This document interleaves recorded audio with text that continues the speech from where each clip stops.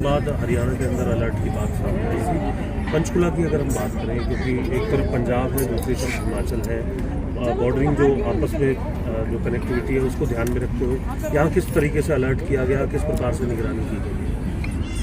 Sir, कल की घटना के बाद जो हाई अलर्ट एक जारी हुआ हमारे स्टेट में, तो उसको मद्देनजर रखते हुए जितने भी फटाफट हमने ये इंश्योर किया कि हमारे जितने भी जो एक रेलवे स्टेशन हो गया या बस स्टैंड है या जो भी पार्किंग लॉट्स हैं या जितने भी टैक्सी स्टैंड हैं, वहाँ पर हमने तुरंत प्रभाव से ये सुनिश्चित किया कि कोई भी अनक्लेम बैगेज या कोई लावारिस वस्तु नहीं पड़ी हो। और इनफैक्ट पिछले हफ्ते ही हमने ये भी अभियान चलाया था कि जितनी भी पुरानी गाड़ियाँ खड़ी हुई थी सिटी एरिया में, उनको हमने चेक किया था और उनको इम्पाउंड कर लिया था। बाकी साथ ही साथ आज हमने जितने भी सेकेंड हैंड कार्स के डीलर्स होते हैं उनके पास भी जाके ये चेक किया है, उनके रिकॉर्ड्स चेक किए हैं कि उन्होंने बीते कुछ दिनों में गाड़ियाँ किसको बेची हैं, और यदि उसमें से कोई भी सस्पेक्टेड बंदा लग रहा है तो उसकी वेरिफिकेशन की जा रही है। सो फार हमारे ज़िले की नील रिपोर्ट आई है, सारे वेरीफाइड हैं।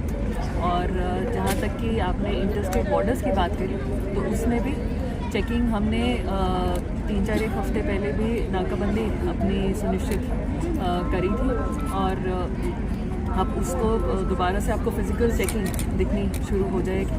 अदरवाइज़ उसको हम अपने कंट्रोल रूम से सीसीटीवी के द्वारा मॉनिटर कर रहे थे, बट फिजिकल चेकिंग भी। मुख्यतः कौन कौन से पॉइंट्स रहने वाले हैं जिस पर खास फोकस रखा जाएगा, क्योंकि जो क्लास का डिस्टेंस है बहुत दूर है, लेकिन किस तरह से पॉइंट्स की बात करें पंचकुला की, क्योंकि पूरे उत्तर भारत में गंभीर है अलर्ट ये माना मामला, जा रहा और कितनी गंभीरता इसमें देखते हैं आप?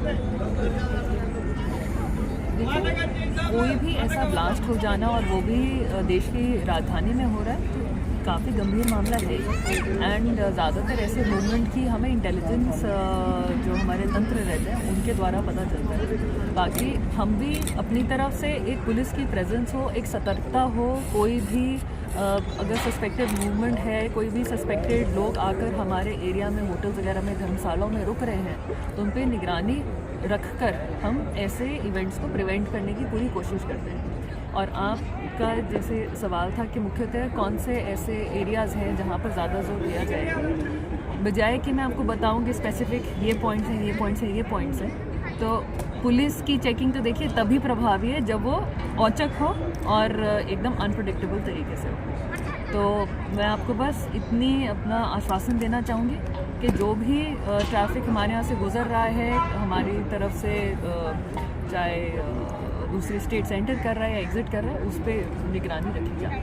मैडम, अनआइडेंटिफाइड गाड़ियों की बात तो आपने की कि हमने एक तो वो जो गाड़ियाँ पुरानी जो कुछ आप बता रहे हैं इम्पाउंड की है, उनकी संख्या क्या है? दूसरा जो डीलर्स से आपने बात की है, उसकी जो वेरिफिकेशन में कितनी गाड़ियाँ जो है वेरीफाई आपने सो फार अभी तक के इतने कम टाइम स्पेंड में? जी, इसके आंकड़े तो अभी मेरे पास नहीं मौजूद, पर ये वेरिफिकेशन ज़रूर हुई सभी डीलर्स के पास, सेकेंड हैंड कार के जो डीलर्स हैं। एंड जो गाड़ियों के इम्पाउंड होने की जो संख्या है, जो हमने अभियान पिछले वीकेंड ही करा था, वो करीबन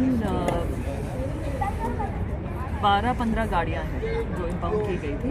काफ़ी सारी गाड़ियाँ जो हमने ओनर्स को ही ट्रैक डाउन करके उनको बोल दिया था कि आप प्लीज़ इसको ले जाए।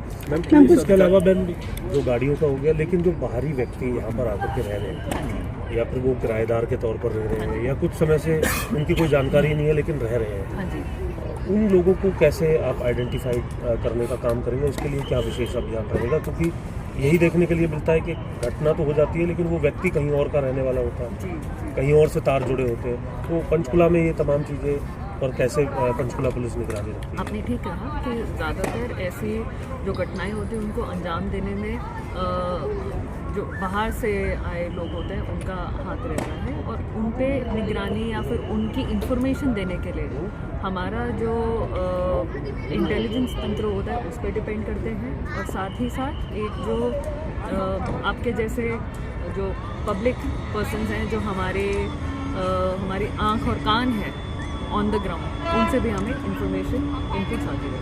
मैम, सुरक्षा को देखते हुए पुलिस अधिकारियों की छुट्टी भी कोई कैंसिल की गई है, या मतलब जितनी वीआईपी मूवमेंट्स रहती है यहाँ पे पंचकुला में, तो मैन पावर और बढ़ाई? जैसे बताया गया था कि स्टेशन जो है वो बिना बताए नहीं छोड़ना है, अभी इस तरीके की बात है। उस पर क्या डीजीपी सर के सब आदेश है कि कोई भी सभी छुट्टियां कैंसिल कर दी गई हैं और हर कोई स्टेशन में डील करेगा, तो उससे हम इंश्योर करें कि मैक्सिमम जो पुलिस है वो करें। मैम कोई पुलिस बल भी बढ़ाया गया है नाके पर रिगार्डिंग इसी जो हादसा उसके रिगार्डिंग कोई चेकिंग के लिए? मैम जो हमारी पुलिस है प्रेजेंट, मतलब जो थानों में पुलिस है उसी की ही शिफ्ट वाइज प्रेजेंस जो नाकों पर है वो इंक्रीज करी जाएगी। इसके अलावा मैडम ड्रिंक एंड ड्राइव को लेकर के भी काफ़ी कुछ डीजीपी साहब भी कह रहे हैं और कोशिश आपकी भी रहती है, उसमें क्या स्टेटस अभी तक है जब से अभियान चल रहा है? जी, पंचकुला की हमेशा तुलना एक हमारे जो नेबरिंग डिस्ट्रिक्ट्स हैं या नेबरिंग स्टेट्स हैं उनसे की जाती थी, तो मुझे बताते हुए अच्छा लगता है और गर्व है कि हमने इम्प्रूव किया है, काफ़ी इम्प्रूव किया है। पब्लिक से भी जो फीडबैक मिलता है कि दी आप लोग बहुत सख्ताई कर रहे हैं, विच इज़ गुड ओनली। तो अभी हम अच्छा कर रहे हैं और आशा है कि आगे भी और अच्छा लेवल पर तो बॉर्डर पर चौकसी बढ़ेगी और जो बॉर्डर स्टेट है उनसे भी कॉन्टैक्ट हुए हैं जो अधिकारी हैं उनसे? देखिए, जो SHO लेवल पे और क्राइम यूनिट्स के लेवल पर जो कोऑर्डिनेशन है वो हमेशा रहता ही है। साथ में हमारे Panchkula by the virtue of being the corner district and VIP movements की वजह से वैसे भी कोऑर्डिनेशन हमारा रहता ही है, बट ऑब्वियसली इसको मद्देनज़र रखते हुए और अच्छे से एक तालमेल।